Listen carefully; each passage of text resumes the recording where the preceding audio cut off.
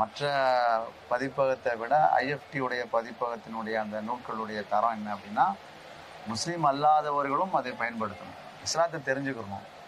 எந்த புக்கு படித்தாலும் சரி, அது வந்து இஸ்லாம் முஸ்லீம்களை மையமாக வச்சு தான் அப்படிங்கிறது இல்லை, பொது வாழ்வில் எல்லாத்துக்குமே உண்டான ஒன்று தான் இதனுடைய அந்த பதிப்பகமும் இதனுடைய செயல்பாடுகளும். இஸ்லாத்தை தெரிஞ்சுக்கணும், ஒரு வாழ்க்கை வழிமுறை, ஒரு நெறிமுறை, குர்ஆன் என்ன போதிக்கிறது, நபிகளாம் என்ன போதிச்சாங்க, நபிகளாருடைய தோழர்கள், நபி தோழர்கள் எப்படி வாழ்ந்தாங்க, இதான் வாழ்க்கைக்கு அவசியமானது அப்படிங்கிறத மையப்பொருளாக வச்சு தான் இந்த ஐஎஃப்டியுடைய புத்தகங்கள்லாம் இருக்குது. என்னுடைய பார்வையில் நான் புரிஞ்சுக்கிட்டேன்.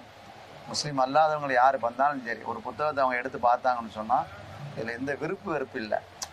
இஸ்லாம் சார்ந்தது தான், அவங்க தான் முக்கியம், முஸ்லீம்கள் தான் முக்கியம் அப்படிங்கிற கோணத்தில் அது சொல்லப்படலை. எல்லா விஷயங்களும் உள்ளடக்கி சொல்லப்பட்ட விஷயங்களாக தான் அதை பார்ப்பாங்க. அவசியம் யாராக இருந்தாலும் புத்தகத்தை படித்தாங்க அல்லது வாங்கிட்டு போனாங்கன்னா அது அவங்களுக்கு பயனுள்ளதாக தான் இருக்கும்.